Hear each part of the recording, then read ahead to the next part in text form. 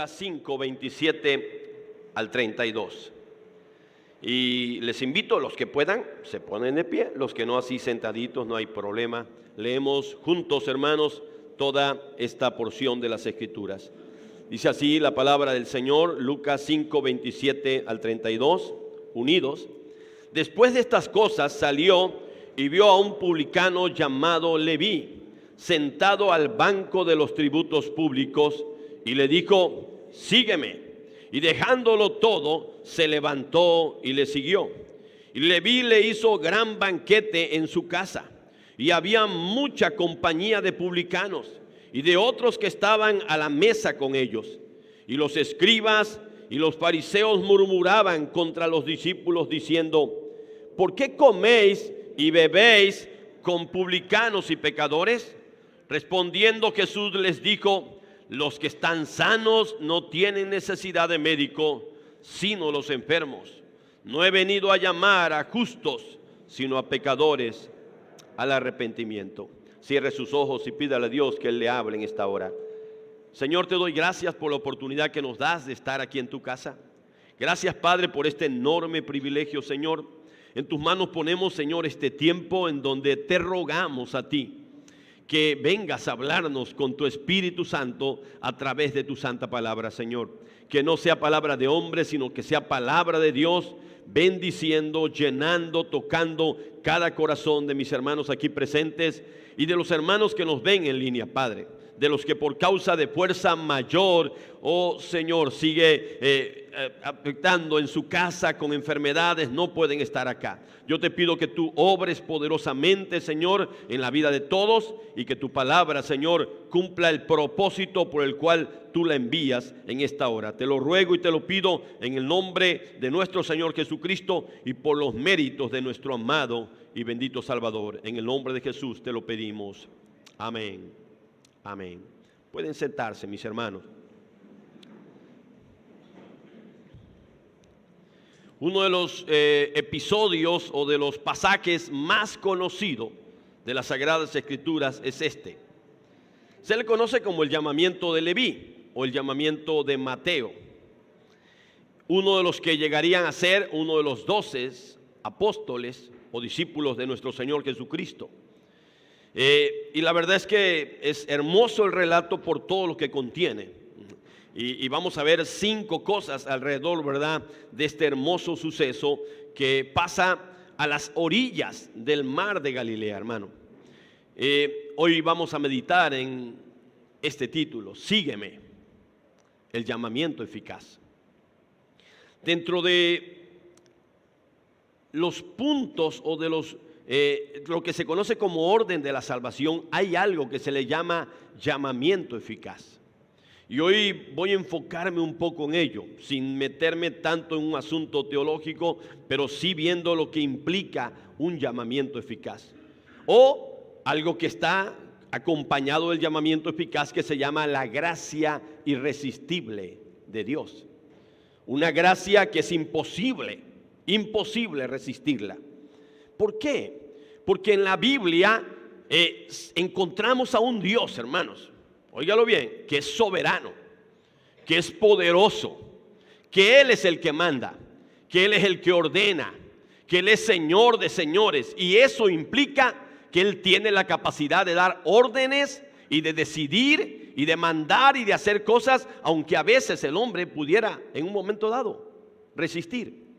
Y lo vamos a ver a la luz de este hermoso pasaje, hermano.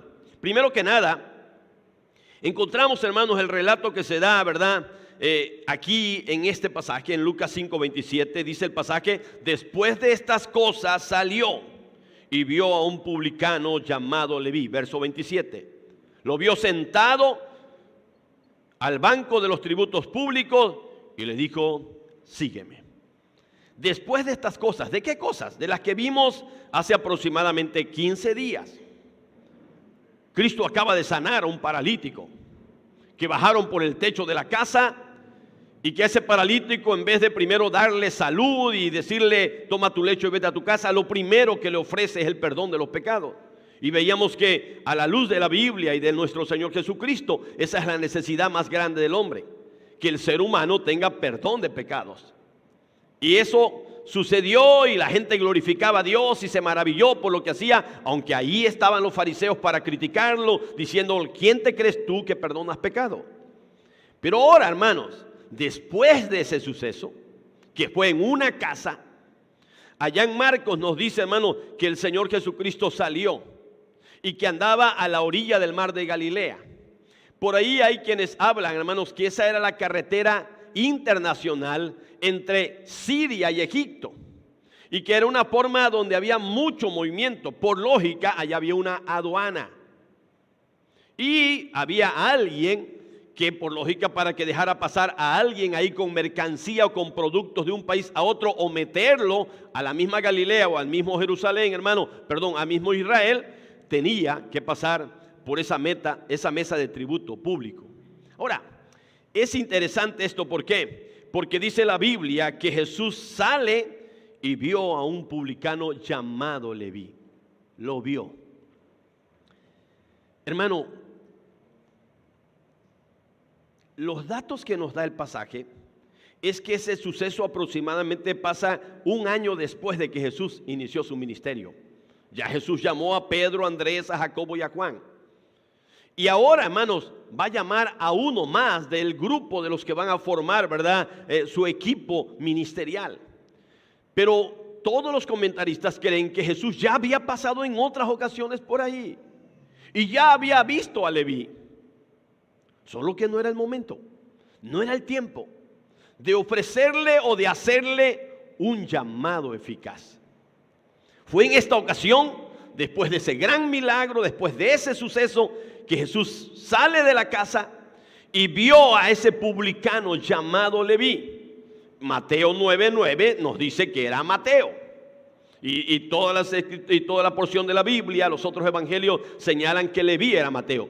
Los comentaristas creen que, hermanos, que Jesús le haya cambiado el nombre, lo mismo que hizo con Simón. Simón se llamaba Simón, pero el Señor le dijo: tú te vas a llamar Pedro. Y también le llamaba Cefas. Ahora, aquí lo interesante, hermano, es que este es un publicano, y yo sé que este tema lo saben muchos. Un publicano trabajaba recaudando impuestos, hermanos, para el Imperio Romano. Así que el publicano era odiado por sus compatriotas. Pero estaban dispuestos a todo. No le importaba que los odiaran, que a veces los apedrearan. ¿Por qué? Porque, hermanos, el puesto dejaba mucho billete. Había un hambre de dinero muy grande en todo el que era publicano. Y en realidad era alguien que trabajaba de una manera corrupta, porque normalmente no solamente cobraban lo que debían de cobrar, sino que cobraban impuestos muy altos con el propósito de quedarse ellos una parte. Yo sé que la mayoría de ustedes conoce la historia del publicano más famoso, aparte de Mateo, que es aquel chaparrito que se subió a un árbol sicómoro para ver dónde pasaba Jesús. Era rico, ¿sí?, que vivía en Jericó, Zaqueo. Y bien puesto el nombre, Zaqueo, porque saqueó a Jericó como no pudo. Bueno, el nombre no tiene que ver con eso. Pero, hermanos, y bueno, la Biblia habla de que había robado mucho y él dijo: ¿sabes qué? Lo que he robado y lo voy a devolver cuadruplicado. Bueno, el asunto está en que ellos, hermanos, tenían esa labor y hacían ese trabajo, pero Jesús lo vio. Mi pregunta es: ¿cómo habrá sido la mirada de Jesús?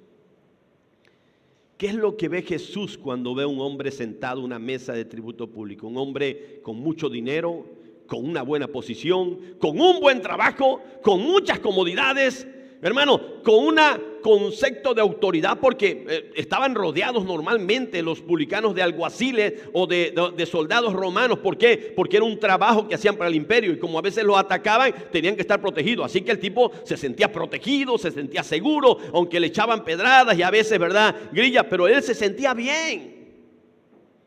Y de pronto Jesús lo ve, y lo ve como un día te vio a ti y a mí, o como ahora mismo te está viendo a ti y a mí, como un pecador necesitado de una gracia irresistible. Porque Jesús no ve lo exterior tanto, no ve cómo estás, si estás con buen trabajo, buena comodidad económica, sino está viendo tu alma. Y Jesús, cuando nos mira y cuando mira al ser humano, ve su alma. El otro día lo veíamos. Jesús no tiene necesidad de que nadie le diga lo que hay en el hombre, porque Él sabe lo que hay en el hombre.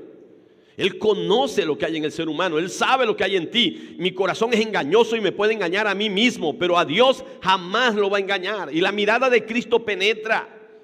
Te voy a poner un ejemplo de esto. Busca Juan capítulo 2, verso 47 al 51, para que entiendas cómo es la mirada de Jesús. Y cómo en realidad Jesucristo, hermano, sí alcanza a ver cosas que otros no ven. Juan capítulo 2, verso 47 al 51. Dice la palabra del Señor. Ahí, cuando Jesús vio a Natanael que se le acercaba, dijo de él: he aquí un verdadero israelita, en quien no hay engaño. Le dijo Natanael: ¿de dónde me conoces? Respondió Jesús y le dijo: antes que Felipe te llamara, cuando estabas debajo de la higuera, yo te vi. Respondiendo Natanael le dijo: Rabí, maestro, tú eres el Hijo de Dios, tú eres el Rey de Israel. Respondió Jesús y le dijo: porque te dije te vi debajo de la higuera, ¿crees? Cosas mayores que esta verás. Y le dijo: de cierto os digo, de aquí en adelante veréis el cielo abierto y a los ángeles de Dios que suben y descienden sobre el Hijo del Hombre. Oh, gloria al Señor. Juan 2:47. Oh, perdón, hermanos, perdonen, me hubieran aclarado desde hace rato. Ok, no les veía yo, pero grítenme. Gracias, hermano, muchas gracias. 1:47. Vamos a volverlo a leer, hermano. Soy el culpable. Cuando Jesús vio a Natanael que se le acercaba, dijo de él: he aquí un verdadero israelita. Cuando lo vio, dice, en quien no hay engaño. Jesús, ¿cómo podía saber eso de Natanael? Le dijo Natanael: ¿de dónde me conoces? Respondió Jesús y le dijo: antes que Felipe te llamara, cuando estabas debajo de la higuera, te vi. Respondiendo Natanael le dijo: Rabí, maestro, tú eres el Hijo de Dios, tú eres el Rey de Israel. Y Jesús le dice: porque te dije te vi debajo de la higuera, ¿crees? Cosas mayores que esta vas a ver entonces. Y le dijo: de cierto os digo, de aquí en adelante vas a ver los cielos abiertos y a los ángeles de Dios que suben y descienden sobre el Hijo del Hombre. Hermano, Jesús conocía a Natanael antes de que llegara ante él. Te voy a decir una verdad que dice la Biblia en el Salmo 139. Dios ve nuestro embrión cuando aún estamos siendo formados en el vientre de nuestra madre. Dios te conoce y me ve aún desde antes de la fundación del mundo, cuando tiene el plan de salvarme, de llamarme. La Biblia es clara: a los que antes conoció, después los llamó. Jesús conoce y sabe a quién quiere salvar, mi hermano. Y es un conocimiento de intimidad, y por eso llama de una manera eficaz al que quiere salvar. ¿Por qué no llamó en ese momento a muchos otros publicanos? ¿O por qué el Señor no hizo otro llamamiento a otros? No, se lo hizo directamente a Leví. Acá le hace un llamamiento especial y le deja ver su gracia, ¿verdad?, a Natanael, ahí en Juan capítulo 1, verso 47. Hermano, y a él lo ve sentado en un banco de tributos públicos, con un buen trabajo, con mucho riqueza, pero le da la poderosa palabra de autoridad que ha transformado a miles de personas. Sígueme. Quizás no alcancemos a entender la dimensión, hermanos, de esa palabra. Sígueme. ¿Hasta dónde habrá taladrado en su alma, en su conciencia de Mateo, para que Mateo se atreva a hacer lo que haga? Te voy a explicar un poquito con unas frases, primero de Spurgeon, para que entiendas, hermanos, lo que implica ese sígueme. Mira, y te lo voy a poner así de claro. Spurgeon dice estas palabras, acá nuestros hermanos nos ayudan. Están las letras chiquitas, te las leo, después se les enviará. Cuando Dios llama, el hombre puede resistir por un tiempo, pero no puede resistir como para vencerlo. Tiene que rendirse cuando Dios habla, cuando hay llamamiento eficaz. Te voy a explicar la palabra. La palabra se predica a todo el mundo, se debe predicar a todo el mundo. ¿Por qué no todo el mundo responde? Porque no para todo el mundo hay un llamamiento eficaz. La predicación del evangelio debe ser a todo el mundo, pero a quien Dios quiere salvar, le va a decir muy dentro de su corazón, el sígueme. Quizás tú no oigas la palabra como tal, pero algo te va a mover a tomar una decisión, a hacer algo, a responder en arrepentimiento y fe ante Jesús. Eso es lo que es un llamamiento eficaz. Y el que tiene la autoridad de hacerlo es Dios. No pide permiso. No dice si quieres. No.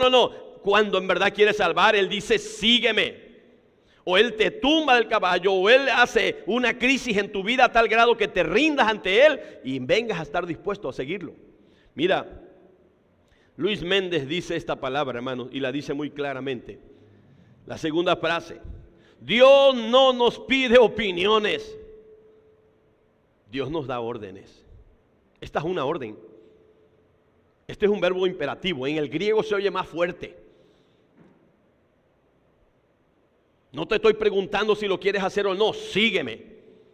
Por eso es que vea la respuesta. Ese es el llamado, hermanos, eficaz. Vea la respuesta del hombre, vea la respuesta de Leví. En el versículo 28, Lucas capítulo 5, versículo 28. Dice el verso: y dejándolo todo, se levantó y le siguió. Dejándolo absolutamente todo, hermanos. En realidad quizás no alcanzamos a dimensionar todo lo que Mateo estaba dejando en ese momento.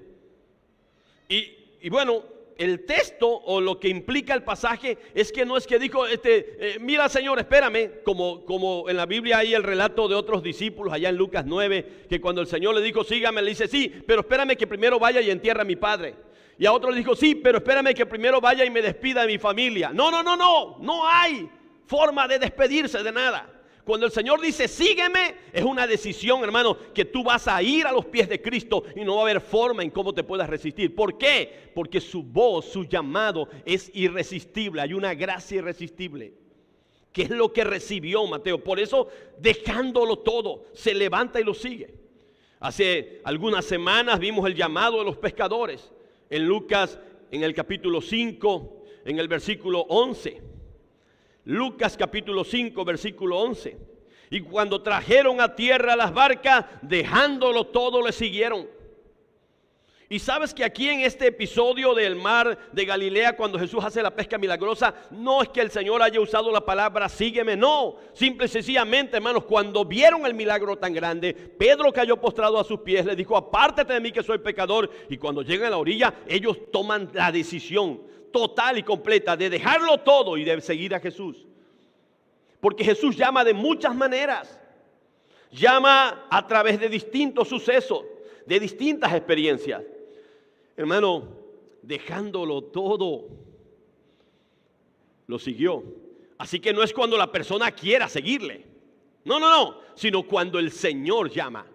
Esto no es decisión del hombre, es decisión de quién es al que llama el Señor. Porque la persona no va a venir al Señor si no hay un llamamiento eficaz. Puede ser que lo oiga audiblemente, que lo oiga a través de un mensaje o que lo oiga a través de una circunstancia X, o ni cuenta se dé qué es lo que lo está moviendo. Pero ahorita veremos, hermano, que hay un suceso que mueve a ello. Se levantó y lo siguió y estuvo dispuesto a dejarlo todo. ¿Te acuerdas del joven rico? Allá en Lucas capítulo 18 igual. A él llegó ante el Señor: Señor, míreme, ¿qué debo hacer para dar la vida eterna? Parece que tenía interés, parece que quería. Digo, parece. Porque a la hora que Jesús le dice, oye, ¿sabes los mandamientos? Sí, todo lo sé. Y cuando Jesús después le dice, ¿sabes qué? Bueno, solo una cosa te falta, chavo. Vende lo que tienes y dalo a los pobres, después vienes y me sigues. Tú sabes lo que hizo el joven rico, ¿va? Se dio la vuelta y se fue triste. ¿Por qué? Porque no hubo llamamiento eficaz. Porque no es cuando la persona quiere, es cuando Dios quiere. Ahora, por favor, esto es muy importante. No evade ni elimina el llamamiento eficaz mi respuesta. Yo voy a responder en arrepentimiento y fe. Yo voy a ir a Jesús cuando Él me llame. Sí, yo respondo, pero el que empieza con el llamado es Él, hermano. En la Biblia no es el hombre el que busca a Dios. No es el hombre el que toma la decisión. Si no la toma antes Dios, hermano, no hay ese seguir a Jesús. Mira, el llamamiento eficaz, le decía yo, está acompañado y ligado a la gracia irresistible. Te voy a dar algunos pasajes para entender lo que esto significa. Jeremías, capítulo 20. Vamos a Jeremías capítulo 20, versículo 7 y versículo 9. Si estoy leyendo y ven que no es la cita, párenme antes que siga leyendo para no perder tiempo. Después por eso nos vamos tarde. No es broma. Jeremías 27. Dice la palabra del Señor. Me sedujiste, oh Jehová. Oiga la palabra que usa el profeta. Me sedujiste, oh Jehová, y fui seducido. Más fuerte fuiste que yo y me venciste. Cada día he sido escarnecido. Cada cual se burla de mí. Y el versículo 9 dice, y dije, no me acordaré más de él, ni hablaré más en su nombre. No obstante, había en mi corazón como un fuego ardiente metido en mis huesos. Traté de sufrirlo, traté de soportarlo, traté de resistirlo y no pude. Mi hermano, es que él es el vencedor. Aquel que cree, no, yo soy el que tomo las decisiones, yo soy el que decido por mi vida. Hermanos, te lo digo con todo mi corazón, el único que es verdaderamente soberano es Dios. Si tú tienes libre albedrío, lo tienes para pecado, para maldad, pero nunca para decidir por Dios para bien. Porque eso lo tiene que activar primero Dios. Jeremías es muy claro, está hablando un aspecto ministerial, pero esto aplica para todo. Me sedujiste y fui seducido. Más fuerte fuiste que yo. Ahora le hago una pregunta. ¿Dios es más fuerte que el hombre, sí o no? ¿Sí o no? ¿Lo dudan? No, yo sé que aquí hay unos que dicen, no, hermano, es que usted no me conoce a mí. Mi hermano, ¿quién puede creerse tan fuerte para no rendirse ante Dios? Me venciste. Claramente lo está diciendo, me venciste. Hermano, no hay corazón duro que Dios no pueda ablandar cuando Él lo quiere ablandar. No hay persona que Él no pueda alcanzar cuando Él lo quiere alcanzar.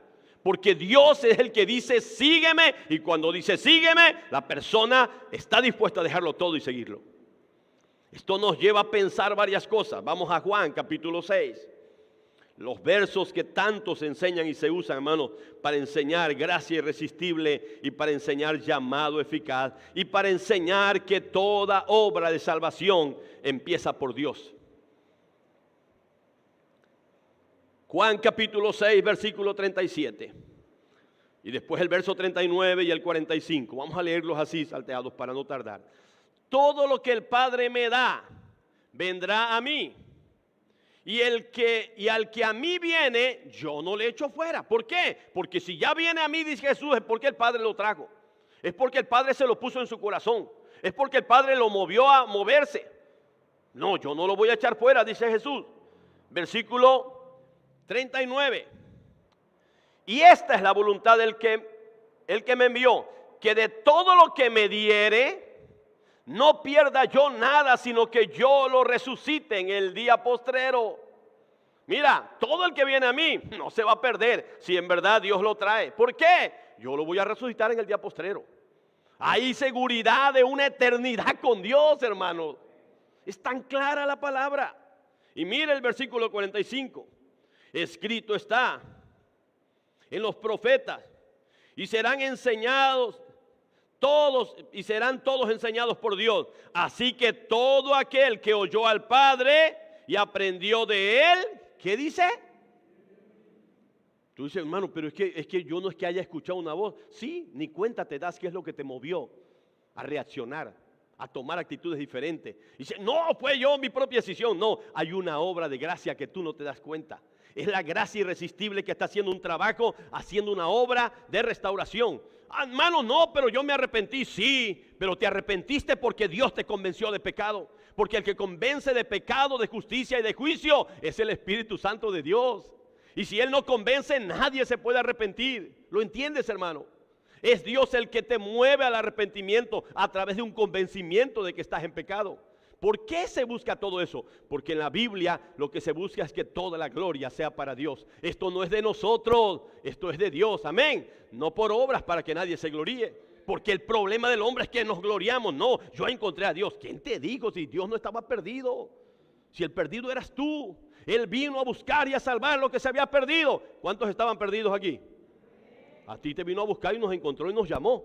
De una u otra forma, Algo pasó, Dios puso en ti el que te acercaras a Jesús. Y entonces, como dice ahí, oíste la voz de Dios interna que ni cuenta te diste cómo y fuiste a Jesús. Y dice los versículos, hermanos, 60 al 65. Este mensaje lo está dando Jesús después de que alimentó a la multitud. Y oiga esto, hermano. Juan 6, 60.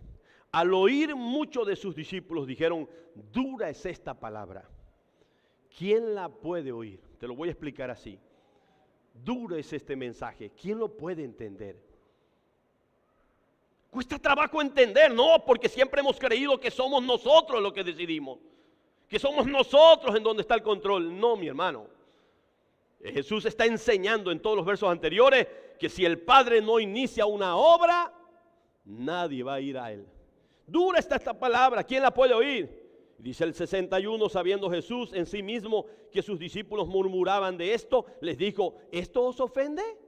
Porque les tumba su hombría, les tumba el ego de que yo soy el que decido, de que yo soy el que mando en mi vida.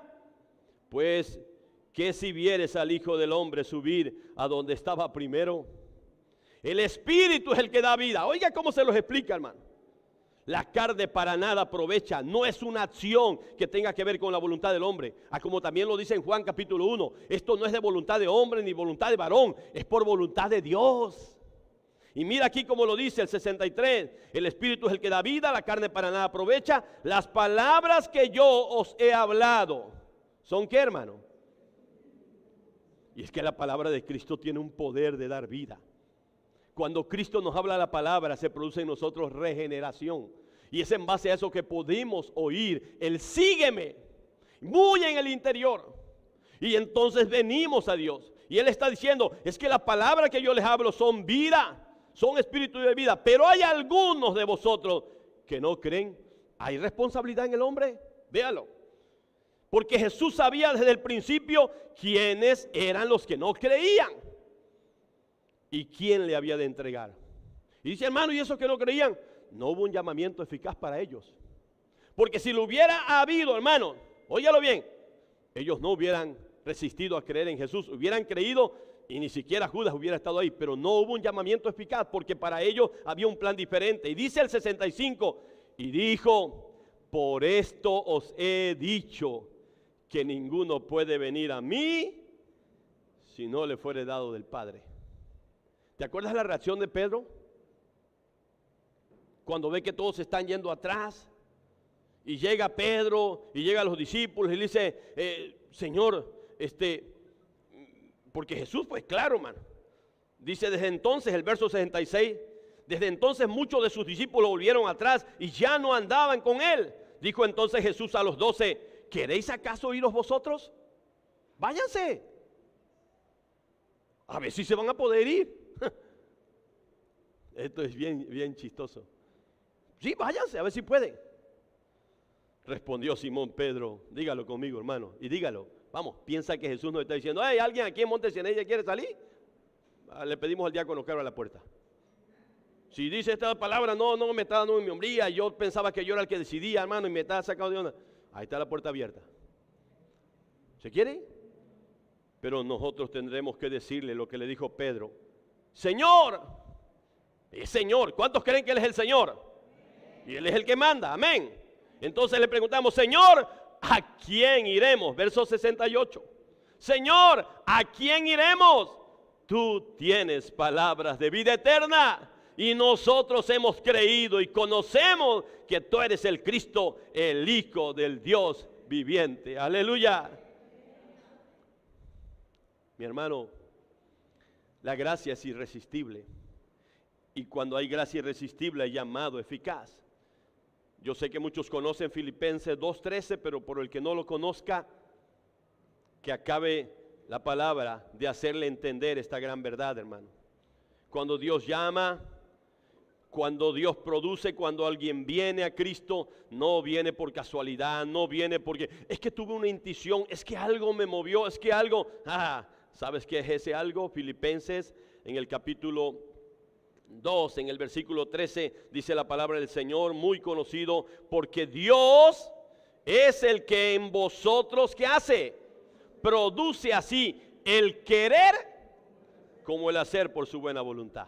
Si Él no lo produce, nadie viene. Si Él no lo trae, nadie viene. Si Él no se lo pone en el corazón, nadie viene. Si alguien no escucha el sígueme, nadie viene a Jesús. Amén, hermano. Esta es la palabra de Dios. Por lógica, desbarata muchos conceptos que a veces se nos ha metido en la cabeza. Y te lo voy a ayudar con lo que dice Piper, un gran maestro de la palabra. Mira esta frase de John Piper, hermanos, muy importante. La doctrina de la gracia, bueno, acá nos van a ayudar los muchachos, es la tercera frase. La doctrina de la gracia irresistible significa que Dios es soberano y puede vencer toda resistencia cuando Él quiere. No es cuando el hombre quiere, es cuando Él quiere. Porque si fuera al revés, entonces ya Dios no es soberano y yo soy el que soy soberano. No, Señor, conmigo no. Sí, si dice conmigo no es porque hasta aquí Dios no ha tenido un llamamiento eficaz. Pero el día en que Dios te llama, no hay forma de cómo resistir ese llamado. El sígueme que le hizo a Mateo se oye en nuestros corazones de una manera audible o de una manera, podríamos pensar, sin la palabra o sin el lenguaje en sí como tal, pero una obra del Espíritu Santo hace en nosotros, produce regeneración y nos hace, hermanos, que vengamos a Él arrepentidos.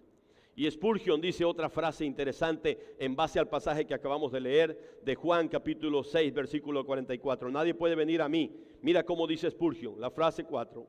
Nadie puede venir a mí a menos que el Padre que me envió lo traiga. Juan 6, 44. El hombre no puede venir a Cristo porque su naturaleza está corrompida, que no tiene ni la voluntad ni el poder para venir a Cristo, a menos que sea traído. ¿Por quién? Por el Espíritu Santo. Porque es el Espíritu Santo el que hace la obra. Yo te hago una pregunta. ¿Qué es lo que pasa con toda persona que vive en pecado que todavía no tiene a Cristo? El que tiene a Cristo tiene la vida. El que no tiene a Cristo está vivo físicamente, pero no está vivo espiritualmente. ¿Estamos de acuerdo? Como dice Efesios capítulo 2, que está muerto en sus delitos y pecados. ¿Sí entendemos que es alguien que está muerto? Hoy estamos velando a mi tía Amanda. Ahí está muerta, está en la caja. Al ratito lo vamos a sepultar. No oye, no tiene capacidad de reacción. Está vivo físicamente una persona que no tiene a Cristo. Óyelo bien, físicamente está vivo, pero espiritualmente está muerto. ¿Qué significa? ¿El muerto puede caminar? ¿El muerto puede moverse? ¿El muerto puede reaccionar? No. ¿Qué necesita el muerto? Que le den vida. Que el Espíritu de Dios le dé vida, que nazca de nuevo, que lo regenere, para que entonces oiga el sígame y entonces responda. Entonces la primero es lo que pasa, es la obra de regeneración, para que después haya una respuesta. Si Dios no empieza con esa obra de regeneración, no viene nadie a Cristo. Spurgeon lo dice claro, pero lo dice más claro el Señor Jesús en Juan 6:44. De ahí se agarra Spurgeon para explicar esto. Bueno, Mateo, la respuesta del hombre a la gracia irresistible es que no puede, se levantó dejándolo todo y le siguió. ¿Qué pasa después? Vamos al banquete de gratitud. Mateo está maravillado con Cristo. De seguro es que cuando sigue a Jesús le dice, empieza a conocerlo y sabes que Señor, yo estoy agradecido contigo. Así que dice el versículo, Lucas 5, versículo 29. Y Leví le hizo gran banquete en su casa. No, hermano, no una comidita. No espagueti, lo que dan en todas las piñatas de niños. No vayan a malinterpretar, hermano. Ya no vamos a evitar. No, es que aquí habla de un gran banquete. Algunos le han invitado a algún gran banquete alguna vez, ¿verdad? De esos que tienen entrada, salida y no sé qué cosa. Medio y no. Es que eso es lo que hizo Mateo. Tenía billete. Claro, decía hermano, claro, lo hizo porque tenía. Es verdad. A lo mejor tú dices, hermano, yo si le hago al Señor, le voy a hacer un gran banquete, pero lo voy a hacer con unos huevitos estrellados. Está bien, el Señor no lo va a rechazar. Pero lo que te trato de dar a entender aquí, que el tipo estaba totalmente agradecido, hermanos, profundamente agradecido, y él quería hacerle algo grande, porque el llamado que había recibido era muy grande. Y oiga bien, no se puede pensar, ay Dios mío, pero voy a gastar bastante en el banquete y ya no voy a tener trabajo, porque estos ya me van a dar cuello. Aunque se dice por ahí que un publicano cuando dejaba su trabajo, aunque quisiera recuperarlo, ya no había oportunidad de hacerlo. Y dice la Biblia, hermano, que en ese gran banquete había mucha compañía de publicanos y de otros que estaban a la mesa con ellos. En Mateo y en Marcos dice que habían publicanos y pecadores. Mateo invitó a compañeros de él, hermanos, de su oficio, que quizás vivían ahí en Capernaum o que vivían en otras zonas de Galilea. ¿Y saben qué? Acabo de conocer a alguien maravilloso. Alguien que a pesar de ser judío, no me detesta, no se avergüenza de mí. Me llamó, a pesar de que sabía que yo soy ratero, corrupto, de que yo soy tranza. Porque muchas veces Jesús, y esto es clave entenderlo, muchas veces Jesús pasó por esa mesa de tributo, hermano, y él pagó impuestos. Acuérdense que Jesús colaboró con su padre como carpintero, y a lo mejor llevaba a vender alguno de los productos, alguna mesa, alguna silla. Todo el que pasaba por ahí tenía que pagar impuestos. Ya lo había visto. Y hasta Jesús le había hecho su tranza igual, Mateito. Pero hermano, lo llama. Y Mateo está feliz, así que dice, ¿sabes qué? Yo los voy a invitar a mis amigos. Y estaba en esa mesa, hermano, muchísimos publicanos. Y yo quiero que tengas la idea, mucha compañía de publicanos. Normalmente por ahí se dice, hermanos, que cuando iban a hacer reuniones las hacían en secretos porque había peligro de que, bueno, los celotes, ¿verdad? O grupos revolucionarios que había en Israel, sobre todo grupos fariseos, llegaran a la casa y empezaran a agredirlos. Y entonces tenían que hacer a veces reuniones secretas porque, vuelvo a decir, eran odiados por los israelitas porque cobraban impuestos para el imperio romano y aparte eran tranzas. Hermano, yo te quiero llevar a lo que dice la Biblia de qué pasó con los publicanos con Jesús. Mateo capítulo 21, verso 31. Un poquito más rápido. Mateo capítulo 21, verso 31. Dice la palabra del Señor, hermanos, ahí algo que a mí me llamó la atención y que de seguro ya lo has leído y conoces el versículo, hermano, pero dice la porción de las Escrituras ahí, en el versículo Mateo capítulo 21, verso 31.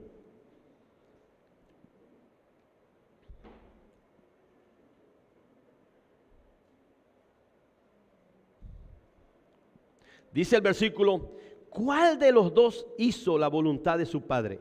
Dijeron ellos, el primero. Jesús le dijo, de cierto os digo que los publicanos, y oiga con quién los compara Jesús, o en qué grupo los mete, y las rameras van delante de vosotros al reino de Dios.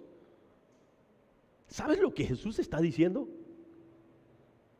Para los fariseos, los religiosos judíos, porque hermano, eso se lo está diciendo a un grupo de personas que tienen totalmente conceptos errados de Jesús. ¿Sabes qué? Sí, les voy a explicar esta parábola. Sí, así como el caso de estos hijos. Delante de vosotros van los publicanos. O sea, un publicano, hablar de publicano es un ratero, un corrupto. Va delante de vosotros y también las rameras, las prostitutas, van al reino de Dios. ¿Por qué? Porque hay arrepentimiento. Porque había un llamado de parte de Cristo hacia ellos, hermano. Y el verso 34 dice, porque Jesús vino a vosotros, pero porque vino a vosotros Juan en camino de justicia y no le creísteis. Pero los publicanos y las rameras le creyeron. Y vosotros viendo esto, no os arrepentís después para creerle. Le está diciendo, ¿sabes? Que ustedes que se creen religiosos, que se creen super santos, juzgan a este grupo de personas, pero ellos le creyeron el mensaje a Juan el Bautista. ¿Te acuerdas cuando estaba bautizando Juan? Llegaban publicanos y le decían, ¿qué tenemos que hacer? Y le dicen, no cobres más de lo que está mandado que debes de cobrar. Cobra el impuesto correcto. No estés poniéndole más intereses. Oh, hermano, qué tremendo esto. Y decía yo hace rato, quien no conoce la historia de Zaqueo, un publicano que el Señor convirtió y le dijo, es necesario que poses en tu casa, y la salvación ha venido a esta casa. Y el hombre mostró, hermano, su arrepentimiento, devolviendo lo robado y repartiendo lo que tenía entre los pobres. Ese gran banquete, hermanos, estaba causando una revolución en el mundo religioso de aquel entonces. ¿Por qué? Porque el gran banquete va a provocar una crítica farisea. Cuarta cosa, vea, versículo 30. Y los escribas y los fariseos, Lucas 5:30. Y los escribas y los fariseos, en el original dice, y los escribas de los fariseos, murmuraban contra los discípulos. Oiga esto, hermano. Murmuraban, levantaban falsos contra los discípulos. Allá en Mateo y en Marcos dice, hermano, a los discípulos decían, ¿cómo puede ser que tu maestro haga esto? ¿Y cuál era? ¿Por qué coméis y bebéis con publicanos y pecadores? El señalamiento era contra los discípulos, pero a los discípulos se lo decían enfocándose en el maestro. ¿Cómo puede ser que este hombre que dicen ser el Mesías, que dice ser el Hijo de Dios, se atreva a sentarse con este tipo de personas? Solo la palabra nos da a entender, hermano, lo que en realidad ellos pensaban de los publicanos. Bueno, una parábola muy conocida que también vamos a estudiar mucho más adelante, Lucas 18, habla de dos hombres que subieron a orar al templo. ¿Te acuerdas? Así, no la vamos a buscar, pero está allá si la quieres estudiar en casa. 18, habla de que uno era fariseo, llegó hasta el altar. Y el otro era publicano, se quedó en la parte de atrás. Y Jesús lo está contando. El fariseo le empezó a decir a Dios, Señor, te doy gracia, porque en realidad ayuno tantas veces a la semana. Doy diezmo de todo lo que gano. Te doy gracias por esto, por lo otro. Era súper agradecido con Dios. Y te doy gracias. El condenado era malísimo. Está orando acá. Yo no sé cómo vio al que estaba atrás. Yo espero en Dios que nadie vaya a voltear ahorita al que está atrás, ni de los atrás volteen para el que está adelante. No, aquí no hay ningún fariseo. Aquí todos somos publicanos. Amén, hermano.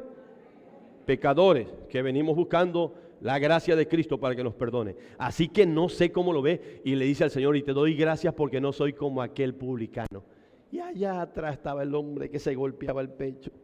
Y el publicano solo le decía a Dios, sé propicio a mi pecador. Sé propicio, era su oración. Él no decía te doy, no daba gracias por nada. El otro tenía un montón de mérito. Y preguntó Jesús, ¿cuál de los dos crees que se fue justificado a su casa? ¿El que daba, el que ayunaba, el que hacía esto y lo otro y lo otro y lo otro? No, Cristo dijo no. Hermano, no son las obras las que nos justifican. El Señor Jesús, hermanos, cuando oye ese tipo de críticas, por lógica le molesta, porque ¿sabes qué? Él vino a buscar ese tipo de personas, a los peores. La Biblia dice allá en 1 Corintios capítulo 1 que Dios escoge lo vil, lo menospreciado, lo sucio, lo que no sirve, lo pobre, lo débil, para avergonzar a lo fuerte, porque Él quiere llevarse en todo la gloria. Así que si tú no vienes como hambriento, pecador, perdido, pobre, sucio, quebrantado, hermano, la verdad es que te digo, para ti no va a haber salvación. Tengo que venir a Él y decirle, Señor, vengo a ti en verdad como el peor de los hombres. Mira, esto es muy importante entenderlo, porque lo están criticando a Jesús. Esa fue la crítica de siempre. ¿Sabes cómo le llamaban a Cristo? Lucas capítulo 7, verso 33. Mira cómo llamaban a Cristo. Lucas capítulo 7, versículo 33 al versículo 35. Dice la palabra del Señor ahí, porque vino Juan el Bautista que ni comía pan, ni bebía vino, y decís, demonio tiene. Oiga eso, hermano. Oye esto. Vino el Hijo del Hombre. ¿Quién es el Hijo del Hombre? Cristo. Vino el Hijo del Hombre que come y bebe y se juntaba en fiestas con paganos. Y yo, ay, hermano, no diga eso, porque a mí siempre han prohibido. Aquí véalo. Ahora, por favor, no vamos a agarrar el pretexto de un día te encontramos en una cantina, porque ya ese es otro rollo. Cuello, al cuarto frío. Pero dice, vino el Hijo del Hombre que come y bebe y decir, este es un hombre comilón y bebedor de vino. Cuello con Jesús. ¿Amigo de quién? ¿Cómo lo llamaban a Cristo? ¿Cuántos le dan gracia que a Cristo se llame así? Porque Cristo por eso es mi amigo. Porque aquí está un pecador, hermanos, predicándole. Restaurado, perdonado, lavado con la sangre de Cristo, pero un pecador. Pablo decía de los pecadores, yo soy el primero. Espero que tú seas el último. Pero si tú dices, hermano, yo soy el primero. Bueno, espero que compitas conmigo. Quítate la idea de los que estamos aquí. Voltea a ver, bueno, la neta, voltea a ver a tu hermano y chécale si le ves alguna aureola. O si le ves algunas alas. Solo hay alguien al que yo le veo un brillo especial, hermano. Como los 2 o 3, 4 que veo por aquí. Donde les da el reflejo de si se le ve la aureola. Hay varios. Y hay varios que ya se nos va a empezar a ver. Hermano, no, todos los que estamos aquí somos pecadores Sí, y algunos aquí hay que eran peor que publicanos. Como oíamos el otro día en el sermón, ¿se acuerdan? Parece que el día miércoles no, ya ni me acuerdo cuándo fue, el día domingo. El día que Carlos hablaba acerca de cómo alcanzar al grupo LGBT. Y decía, esto erais algunos. Yo me imagino cuando Pablo mandaba la carta a los corintios, esto era de algunos, y se volteaban a ver, hermano, y veían aquel que había sido afeminado, y aquel que se había echado con varones, y querían echar la cabeza. Es que esto erais algunos. Vele la cara, hermano, y dice, ay, se le ve tan lindo, tan santo, tan bueno. Todos tenemos un pasado terrible. Todo santo tiene un pasado. Todo pecador tiene un futuro en Cristo cuando se arrepiente, hermano. Amén. En Cristo hay gracia. Esto es hermoso, ver a Cristo siendo amigo de publicanos y pecadores. Así se le llamaba y así lo tenemos que seguir llamando. Hermano, para alcanzarlo, para salvarlo, para transformarlo, para sacarlo de su pecado. No es que iba y comía con ellos y seguía comiendo con ellos solo para quedarse y embarrarse con ellos. No, hermanos, en realidad hay una verdad grande. ¿Sabes qué dice allá en Hebreo? Que ese que es amigo de los pecadores también es apartado de los pecadores, dice Hebreo, porque es santo. Sí, mi hermano. Jesús se juntaba con un pecador para salvar al pecador. Así que si tú dices, hermano, yo quiero ser amigo de pecadores, sí, júntate con ellos. Pero para predicarles el evangelio, para hacer luz para ellos, para explicarles que tú puedes ser sal, que evite más corrupción en su vida y ayudarlo a salir de ese pecado y traerlo a Cristo Jesús. Sí, hermano, pero es que para eso me tengo que echar las copas con él. Ese es un pretexto. Sí, hermano, es que Pablo dijo que hay que débil a los débiles, hay que ser borracho a los borrachos, hay que hacer homosexuales a los homosexuales para salvar a los homosexuales. A ver, pues sigue así. No, nada más quieres las cosas que te gustan, ¿verdad? Hermano, no te equivoques, ni quieras usar el evangelio, manipularlo para trabajarlo de esa manera. No es así. Si vas a ser amigo, sea amigo de ellos para ayudarlos a salir del pecado. ¿Sabes qué dice la Biblia, hermano? Que en realidad eran multitudes de pecadores y publicanos que se acercaban a Cristo. Lucas 15, versículo 1 y versículo 2. ¿Por qué cree que entonces ese grupo de personas empezó a tener acceso a Cristo? ¿Por qué? Véalo. Dice la Biblia, Lucas 15, 1 y 2. Se acercaban a Jesús todos los publicanos y pecadores para oírlo. Y ahí estaban los religiosos y los fariseos y los escribas. Murmuraban diciendo, este a los pecadores recibe y con ellos come. Y esto que pues el que creían que Jesús a quien había venido a buscar. Es lo que Jesús va a responder a esa crítica farisea ya. Y vamos a ver esa respuesta de Jesús. Volvamos a Lucas. Viendo esto que se acercaban los publicanos y siempre lo criticaron a Cristo, vea la respuesta lógica de Jesús. Dice el versículo 31 y 32 de Lucas 5. Respondiendo Jesús les dijo, los que están sanos no tienen necesidad de médico, sino los enfermos. Yo no he venido a llamar a justos, sino a pecadores al arrepentimiento. Se dice que en el original no aparece la palabra metanoia, sino aparece la palabra que tiene que ver más con conversión. He venido a llamar a justos, no, sino he venido a llamar a pecadores a la conversión. No solo que se arrepientan y que dejen de pecar, sino que se conviertan a Cristo. Porque hay quienes a veces dejan de pecar por alguna causa, pero no se convierten a Cristo. Uno que se enferma podría dejar de pecar, pero no se convierte a Cristo. Y el que lo meten al reclusorio ya deja de pecar, porque ya no puede seguir robando porque está ahí en la cárcel. Bueno, si puede allá adentro lo va también a hacer. Pero dice, bueno, ya no lo puede hacer porque no tiene la libertad que tenía antes para hacerlo. Pero no se convierte a Cristo. Lo importante es la conversión. Ahora, hermano, ¿qué es lo que Jesús está diciendo aquí? Decía yo hace un ratito, Él no vino a buscar sanos, hermano. Él vino a buscar enfermos. Y como bien se ha dicho y lo creemos, hermano, la iglesia es un hospital de enfermos. Amén, hermano. ¿Cuántos enfermos hay aquí? Gloria a Dios.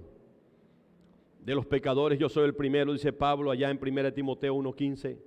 Vamos al texto ese, hermano. Es un texto fascinante porque a veces se nos olvida a qué vino Jesús. Y esos fariseos no entendieron a qué había venido Jesús. 1 Timoteo capítulo 1, versículo 15. Dice la palabra del Señor ahí, hermano. Hermoso verso. Palabra fiel y digna de ser recibida por todos. Que Cristo Jesús vino al mundo para salvar ¿a quiénes? ¿A quiénes vino a salvar? A estos que estamos aquí. Amén. Gloria a Dios. Porque para que te salve, tienes que reconocer que eres pecador. Para que te sane de tu enfermedad del alma, tienes que reconocer que eres un enfermo. Si no reconoces que estás enfermo, el Señor no se va a acercar a ti para salvar. No. Te crees autosuficiente, crees que tú puedes. Vino a salvar a los pecadores. Y como dice Pablo, lo puedes decir conmigo, hermano, de los cuales yo soy el primero. ¡Wow! Pablo. Sí, el mismo que escribe allá en Romanos: miserable de mí, ¿quién me va a librar de este cuerpo de muerte? Hay una ley que me lleva al pecado y hay una ley que, sí, es una batalla que seguía teniendo el apóstol Pablo. Y él decía: yo no pretendo ser ya perfecto, pero una batalla. Y ¿sabes qué? Eso no implicaba que no iba a haber disciplina, que no iba a haber corrección, pero él exactamente lo estaba viendo en la estructura, hermanos, de que Cristo lo había venido a salvar del pecado y de la maldad. Ahora, hermano, ¿a quiénes vino Jesús a buscar? A los enfermos, a los pecadores, a los que están trabajados y cargados. Como les digo, vengan a mí todos los que están trabajados y cargados. Mateo 11, 28 al 30. A los que estaban perdidos. Lucas 19, 10. El Hijo del Hombre vino a buscar y a salvar lo que se había perdido. En el gran banquete, en Lucas 14, 21, dice el que hace el gran banquete, que representa a Dios: no quisieron venir los invitados, pues salgan a las calles y traigan a los pobres, a los mancos, a los ciegos, a los cojos. Traigan al que se encuentren, solo que quiera venir, solo que quiera seguir, solo que quiera estar dispuesto a arrepentirse. La oportunidad es para el que quiera, sí, pero para aquel a quien el Señor nuestro Dios llamare, como dice la hermosa promesa. Para todos es la promesa, y para aquellos a quienes nuestro Dios llamare. Vamos a entender, hermanos, ¿qué es lo que Dios quiere decirnos con todo esto? Piénsalo. De publicano ratero a escritor del primer evangelio que aparece en el Nuevo Testamento. ¿Tú puedes creer lo que Cristo puede hacer? Con su poderoso llamado eficaz: sígueme. De un ratero, cobrador de impuestos, corrupto, al escritor del evangelio. Pero sí, mi hermano, Mateo tuvo que dejar riquezas, poder, placer, comodidad, robo, corrupción, mundo, oportunidades de crecer, porque quizás podía hasta alcanzar otro puesto, hermano. Sí, pudo haber dejado, hermano, muchas cosas más: la codicia, la ambición, el amor al dinero, que es la raíz de todos los males. Si no lo dejaba, no iba a poder seguir a Cristo. Lucas capítulo 14, verso 33. Esta es una verdad para ti, para mí, hermano. No solamente para el que quiera ser un apóstol, vamos, en el tiempo de Jesús. El Señor se lo ofrecía y se lo decía a todos. Hermano, no podemos seguir a Cristo y seguir amando el pecado o metidos en el pecado. Tenemos que abandonarlo. Tenemos que abandonar, hermanos, lo que estorba para buscar el reino de Dios. Todo lo que estorba. Dice la palabra del Señor allá, hermanos, de una manera muy clara, en Lucas capítulo 14. Lucas capítulo 14. Versículo 33, Lucas 14, 33.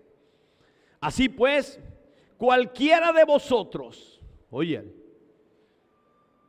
cualquiera de vosotros que no renuncia a todo lo que posee, no puede ser mi discípulo. ¿Cuesta trabajo? Sí, cuesta trabajo. ¿Es difícil? Sí, a veces es difícil dejarlo todo. Por eso el joven rico se fue. Ahora, estamos hablando que el Señor, y te lo digo con todo mi corazón, no te va a pedir que tú dejes un trabajo a menos que tengas un llamamiento a un ministerio de tiempo completo, pero sí te va a decir que dejes un trabajo si el trabajo es corrupto. Si el trabajo, hermanos, te está haciendo que caigas en delitos, de tipo que sea, en pecados del tipo que sea, te aseguro que el Señor te tendría que decir: ¿sabes qué? Tienes que abandonar eso. Yo te voy a poner un ejemplo. Pedro, Juan, Jacobo y Andrés podían haber seguido siendo pescadores, no había problema. No era un trabajo pero ser publicano en la condición era sumamente difícil serlo, hermanos, en el ambiente en el que estaban y no caer en la corrupción. Ahora, hay de casos a casos y hay de trabajos a trabajos. Aquí es muy importante. El Señor no a todos nos va a pedir que dejemos un trabajo, a menos, insisto, que haya un llamado a un ministerio de tiempo completo. Pero en este caso en específico, el Señor se lo está diciendo a todos: hey, tienes que renunciar a todo lo que posee. Se dice que en el original tendría más la idea: tienes que renunciar a todo lo que te está poseyendo a ti. Porque ¿sabes cuál es el problema? que lo que poseo muchas veces me posee a mí, me domina a mí, me controla a mí, no me deja ser libre, no me deja tomar decisiones por Dios. Antes de tomar una decisión por Dios, estoy pensando primero en eso que me posee, en eso que me domina. Y tenemos que ser muy cuidadosos, hermano, porque hay una pequeña línea entre lo que implica mi responsabilidad y el proveer para la familia y en llegar a ese nivel, hermano. Hay que ser muy, muy cuidadosos en ellos. Aquí Cristo lo está diciendo, no va a haber posibilidad de que alguien en realidad pueda hacerlo verdaderamente en toda la extensión de la palabra. Y te voy a decir esto. El Señor sabe quién es su oveja. Juan capítulo 10, hermano. ¿Quién le va a seguir? Mira qué claro lo dijo. Juan capítulo 10, versículo 27. Bueno, desde el verso 26 para que entiendas a quién se lo está diciendo. Se lo está diciendo a un grupo, del mismo grupo, hermano, que están injuriándolo, que están rodeados por judíos, dice los versículos anteriores, dice el verso 26, pero vosotros, Juan 10, 26, pero vosotros no creéis porque no sois de mis ovejas. Oiga esto, ¿por qué una persona no cree? Porque no es de su oveja. No es de su grupo que él vino a salvar, como os he dicho. ¿Por qué? ¿Cuál es la característica de una oveja de Jesús? Y por favor te lo digo con todo mi cariño y con todo el buen propósito del mundo, hermanos, y con todo el respeto, pero lo tienes que entender. Las ovejas de Cristo, dice el verso 27, mis ovejas, ¿qué hacen? ¿Oyen qué? Mi voz. Él dice, yo las conozco, a mí no me van a engañar. Alguien se puede hacer pasar por oveja, pero a lo mejor se vistió de oveja y es un lobo rapaz. Así dijo él en muchas ocasiones. O se quiere hacer pasar por oveja, pero es un chivo. O es un cabrito. Vamos a decirlo nada más en diminutivo. Sí, hermano, óyelo bien. Yo las conozco, a él nadie lo va a engañar. ¿Y qué hacen las ovejas? El pastor no sigue a las ovejas. Las ovejas siguen al pastor. Acuérdate, no somos borregos. Los borregos se arrean. Somos ovejas. Y las ovejas oímos la voz del pastor y seguimos al pastor. Y nuestro buen pastor que dio la vida por nosotros se llama Jesucristo. Amén, hermano. Es a él al que sigo yo, es al que sigue nuestro pastor Jorge, al que sigues tú, hermano. Él es nuestro modelo a seguir y vamos detrás de él. Aquí es importante. Y dice él, hermano, la promesa a esas ovejas que le siguen, y yo les doy vida eterna. Promesa hermosa, y no perecerán jamás. No, sus ovejas no perecen jamás. Sus ovejas no se pierden, hermanos. Sus ovejas nadie, por muy diablo que sea el diablo y por muy pecado que sea el pecado, hermano, nadie las va a arrebatar de las manos de su Padre. Y él dice, yo y mi Padre uno somos, como diciendo, estamos trabajando en unidad y le damos seguridad a esa oveja. Esa oveja que cree en mí, yo le doy vida eterna y no va a perecer jamás. No va a perecer jamás. Nadie las va a arrebatar de mi mano. ¿Cuántos dan gracias a Dios por ello? Hay seguridad. La oveja de Cristo, hermano. Óyelo bien, es tan maravilloso este pastor que cuando alguna se trabe un aprisco, él va a dejar las 99 y la va a ir a buscar porque es su oveja. Pero el que no es su oveja, no lo va a ir a buscar porque no es su oveja. Porque el que no cree no es su oveja, porque el que no lo sigue no es su oveja, porque el que no oye su voz no es su oveja. Puedes llegar y te guste, me fascina, me gustan las cuestiones de Dios, me gusta llegar, pero todavía yo no lo estoy siguiendo. O sea, no estoy yendo detrás de él, no he estado dispuesto a dejar el pecado, la maldad, a dejar todos los placeres que me ofrece el mundo. Hermano, discúlpame, con todo el corazón te lo digo, no eres oveja, eres un feligrés, eres un creyente. De los montones de creyentes que dice que México tiene. Pero oveja, si no sigues a Cristo, no lo eres. Con todo el respeto y el cariño del mundo. Oye esto, hermano. La promesa hermosa de Juan 12, versículo 26, que tiene que ver con esto. Dice la palabra del Señor ahí, hermanos. Ya para terminar. Mire, Juan 12, 26. Lo puedes decir conmigo lo que dijo Cristo fuerte. Si alguno me sirve, sígame. Y donde yo estuviere, allí estará también mi servidor. Si alguno me sirviere, mi Padre le honrará. Si yo sigo a Cristo, yo un día voy a estar donde está Cristo. Es increíble la cantidad de personas que hemos perdido en este mes, hermano, como iglesia. Ay, ya dijo el Señor, ya para, que ya termine octubre. ¿No será que el Señor quiere que celebremos el Día de Muertos por tantos muertos? Se nos van y ay, Señor. Como una vez decía Lorena, ¿y ahora por quién vamos a orar? Decía, ¿te acuerdas cuando me dijiste? No, se van a venir otros, ¿para qué le pides eso? Que después salen otros enfermos. Hermano, siempre va a haber necesidad. Y es que ese es el camino que llevamos. Pero lo bonito es esto, que gloria a Dios que se nos están yendo hermanos que siguen a Cristo, porque lo duro es cuando se va alguien que no sigue a Cristo. Ahí sí es terrible, hermano. Bueno, ustedes saben lo que pasó, ¿verdad? Con un chico que llegó a unos campamentos acá. Y la verdad es que uno oye cosas de esas, hermano, y que anoche lo balacearon. Sí, esa es la verdad. Algunos de esa generación se acordarán. Él estuvo en campamentos acá, hermano, en grupos de adolescentes. Y la verdad es que se compartió la palabra y se les compartió el evangelio a ellos y a su mamá. Uf, qué noticias. Y esto está cada día más terrible. No sabemos ni nos vamos a poner a juzgar la causa, la razón. Pero al fin de cuentas, hermanos, ninguno de nosotros está exento de en cualquier momento pase algo así. Por eso tenemos que andar siguiendo a Jesús. Si yo sigo a Jesús y le sirvo, Él me dice que me va a llevar, donde yo estoy, ahí estará conmigo y mi Padre le va a honrar, porque Dios es un Dios maravilloso. Él dijo, aquel que me confiese delante de los hombres, yo voy a confesar su nombre delante de los ángeles y delante de mi Padre. ¿Cuántos dan gracias a Dios por ello? Y eso es hermoso. Y cuando se oiga el nombre de fulano de tal, allá está. Por eso, hermanos, es que quiero terminar con la porción de Juan capítulo 21. Y póngase de pie. Juan 21.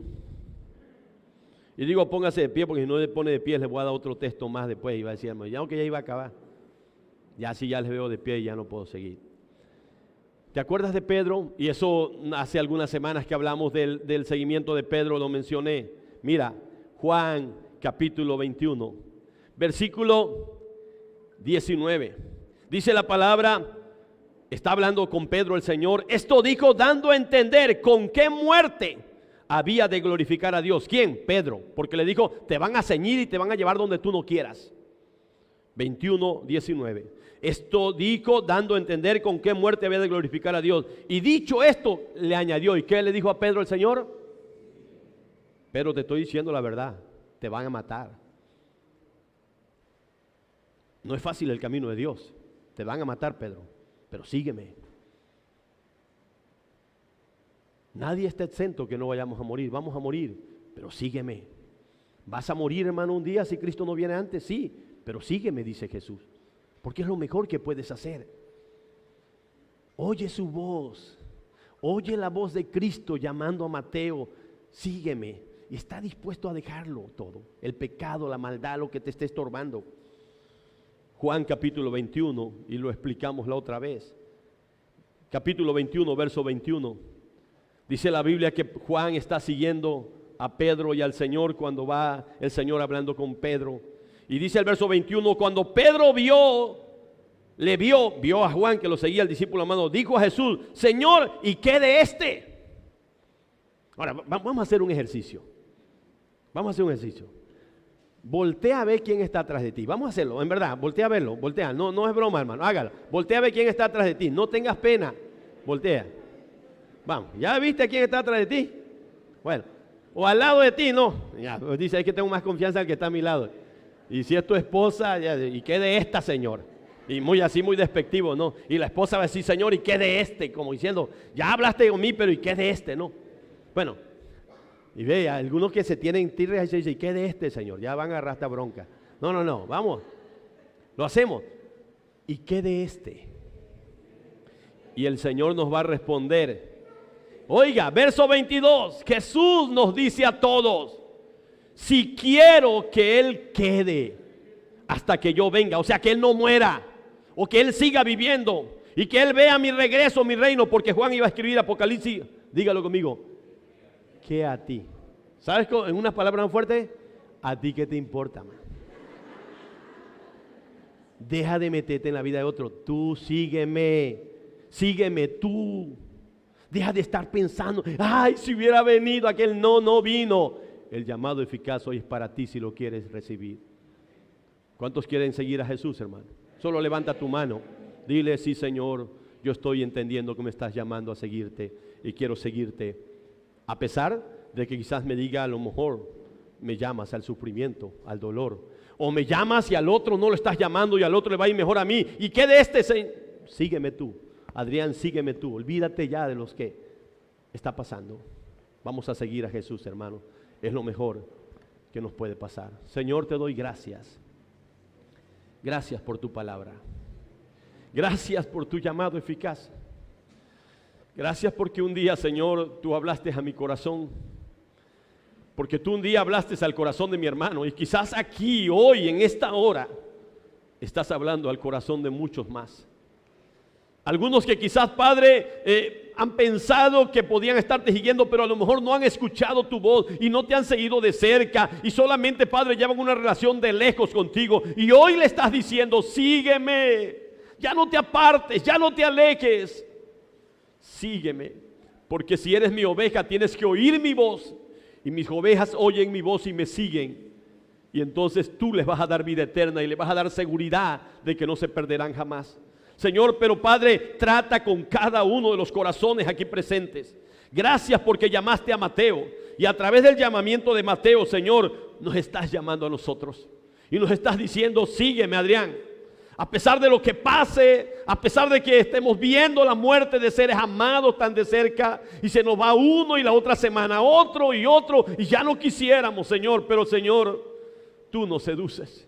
Y aunque a veces ya quisiéramos resistir, decir ya no, Padre, tú nos seduces y nos vas a decir, sigue adelante, sigamos predicando, sigamos amando a Cristo, sigámosle a Él, aún hasta el Calvario. Aunque otro nos tenga que ceñir, aunque nos vayan a llevar a donde no queramos ir, a la muerte. Señor, ayúdanos a seguirte y dejar de estar poniendo pretextos y excusas, porque si no renunciamos a todo lo que poseemos, Señor, no podremos ser verdaderamente tus discípulos. Gracias por tu palabra, gracias por el llamado, gracias.